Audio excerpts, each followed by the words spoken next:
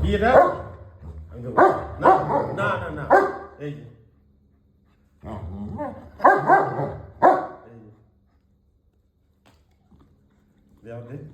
আবার দে এত কুড়ে মাল ও উঠেও দেখুন অন্য কোথাও যায় না বল নিতে, বসে বসে খেলছে।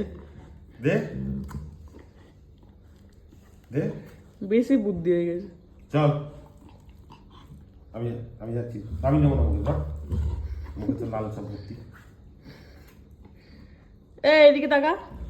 ওই যে আরে কেন ওদিকে দেখা যাবে?